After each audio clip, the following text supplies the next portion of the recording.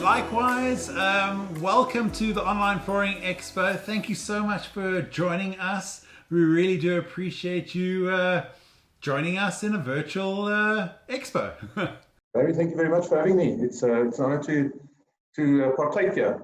Jaco, as much as I'd love to have a crystal ball and see what's going to happen in our economy and in flooring when this all settles down in the new normal, what are some of your thoughts around what might be happening in the retail sector with customers making flooring choices? Have you had some thoughts around what might actually happen once the doors are open? Well, I think we probably will have two components to this. I think everyone is obviously spending time at home, away from work, mulling over all the ideas of what's going to happen post COVID-19 or post lockdown at least, because I think COVID-19 will be with us for probably the remainder of this year. But I think initially, a lot of contractors, dealers, distributors alike, and manufacturers, I think everyone's gonna see a huge offtake in the initial phase once lockdown is suspended. Just play the catch-up game. But then I think longer term, I think the market is going to be challenging for all of us. I think one's got to be realistic. No matter how optimistic you are in life, I think it's going to be a challenging remainder of the year for us. And I think everyone's going to have to view business completely differently. I think customers, retailers especially, they're going to face a lot of challenges with consumers. Consumers hesitating to spend money with all the uncertainty being there. And I think what's going to be key for the industry is having quality products at affordable rates and probably stimulating the market through various types of promotions to really trigger the inspiration from a consumer point of view, to actually get them to step up to the plate and actually place that order for home improvement as such. There's very few businesses that will view the business platform as they did prior to the lockdown and COVID-19. And I think to some extent there might be different values being displayed as well. I think where companies have always been purely profit driven and where's the next deal and when's the next paycheck in, I think as much as product is super important in all our lives to make sure that we've got the right product and price and availability and all of those things in place, the human aspect will come into play a lot more, I think, for a lot of companies. And certainly I think that's the way Likewise views this whole exercise. I think, and it goes beyond just the customer. I think it's the customer, it's the staff in your own organization. And I think that together with the company, one cannot really function without the other. And it's something that it's not new. It's not a new concept. I had a very good mentor in this industry many years back. He's retired now, but he always made the analogy of a triangle in business, and that is the company, the staff, and the customers. And you cannot have one with, or you can't have a synergy system with one of those components missing. So if you lose your customer, you don't have revenue. If you lose your staff, the company is going to fall short of its promises to the customer. And the customer and the staff member all rely on the company for providing stock to trade, and the staff obviously for personal survival in the world out there. So I think that whole combination of the three components is going to be key for us all. I think that's exactly right, where we have more discerning decisions and how we actually engage with the market, and we're choosing the right product for the right application. We're not rushing forward. It really is a time to take stock of what is of true value. But I hear you got some great new ranges that are coming through that are really shaking it up a little bit. I don't know if you want to expand a little bit more on your rugs and your engineered. I Yes, by all means. I think especially with the rugs have been with us now for since the end of last year. We started introducing some rug ranges because we've got quite a wide product portfolio, as you're aware. We've decided to add rugs as an add-on to the business because a lot of our customers have got showrooms and outlets where consumers do enter through, and consumers don't necessarily expect to buy a rug when they go to a normal carpet shop or a normal flooring shop. I think historically, a lot of consumers would just go to the big retailers, the discount stores, to buy those goods. And unfortunately, when it's out of sight, it's out of mind, and you've got a potential lost opportunity there for a sale. Now, I think our flooring traders also, to a large extent, with the exception of a few dealers who've seen the opportunity, ignored rugs, again, because a lot of discounters are playing in that space and they didn't want to compete with them. But I think by putting product available that's unique, different to what everyone else sells, that's cost effective, like all our other ranges that we put out there, it gives the retailer and to some extent, some of the flooring contractors that deal in hospitality, it gives them the opportunity to actually offer that part of the product basket as well. And what started off as let's have a go at one or two ranges have actually turned into a nice portfolio of rugs. And slowly but surely, it's gaining traction in the marketplace. And initially, from where we started with a lot of resistance from a lot of retailers, the guys are now saying to us, when is your next stock arriving? What can we expect next? Because I think it's exciting because they've seen that it actually adds to the business without a huge capital outlay. It's a relatively low price point item to actually have a few units on display, and then with a catalog, you can effectively order today and have it the next day or the following day.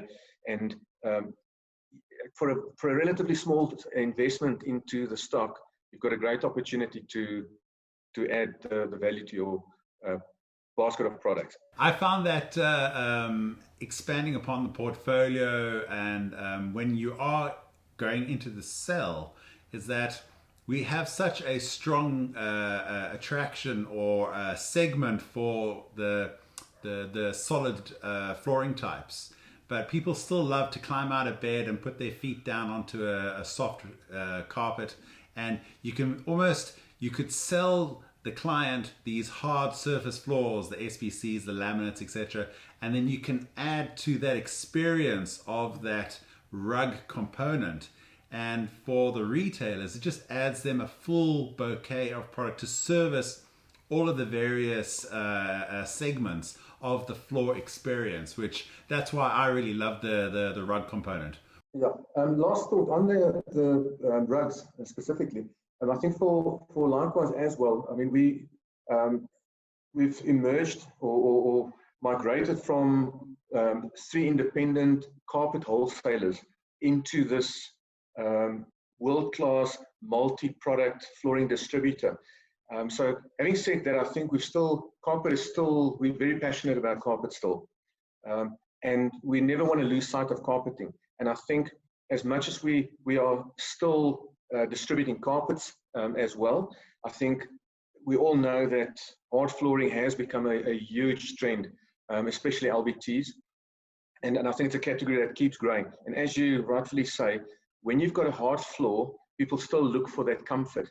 So those who don't have carpets in their bedrooms, it's not fun in winter time, especially getting out of bed onto a solid floor. And that is a huge add-on.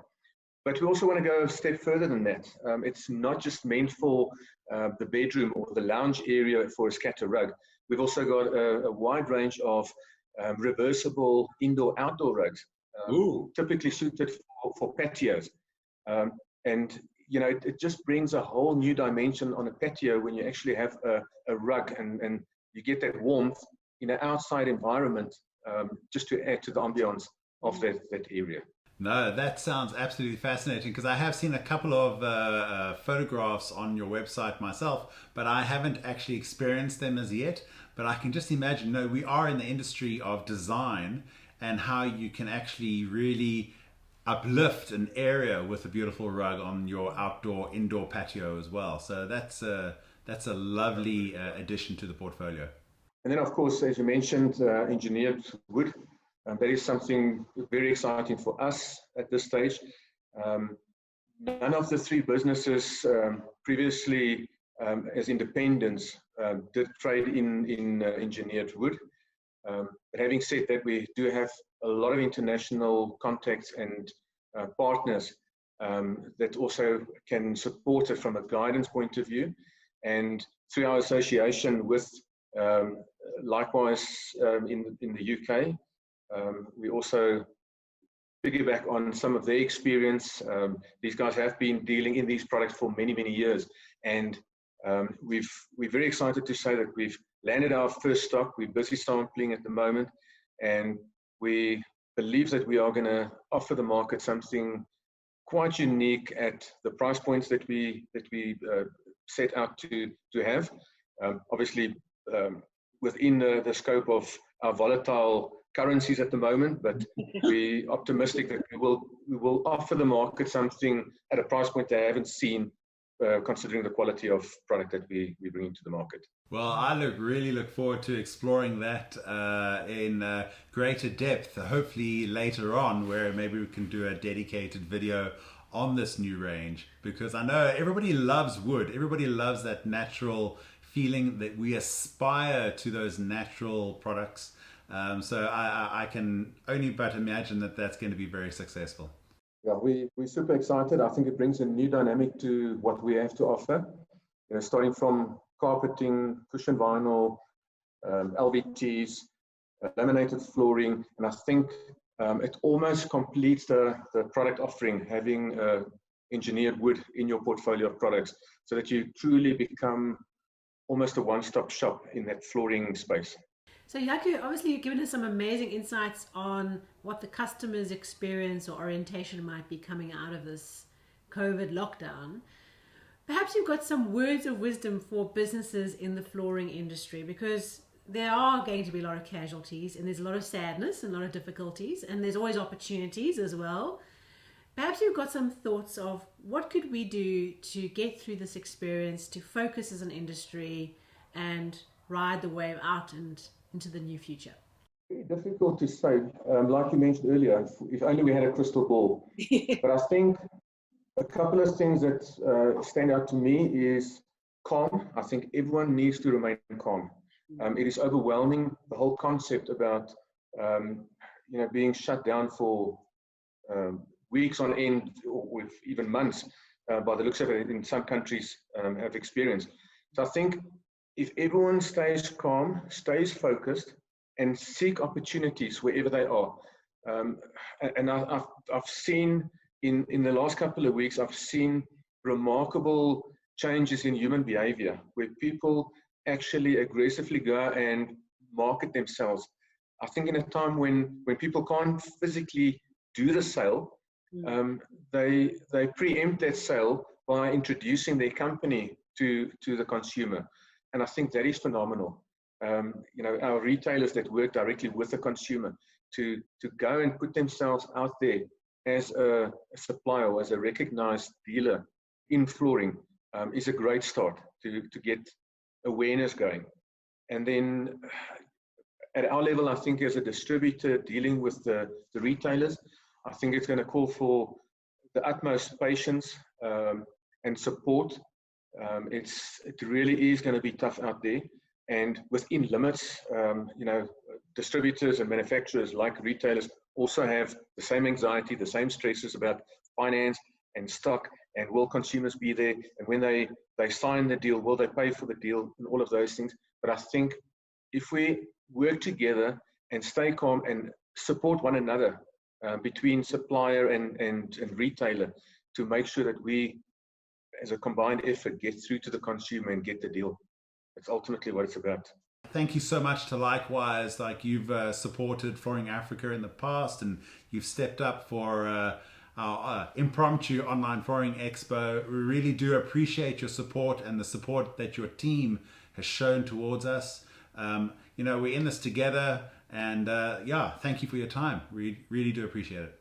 Anytime, and great initiative from your side to do something unique in a time of in an idle moment when there's not much we can do in the form of physical activities. So I think that's typically the type of initiative that we're talking about, is just when people start thinking differently to connect with the market and the consumer in the end. That's what it's going to take. So well done to you guys as well. Thank you.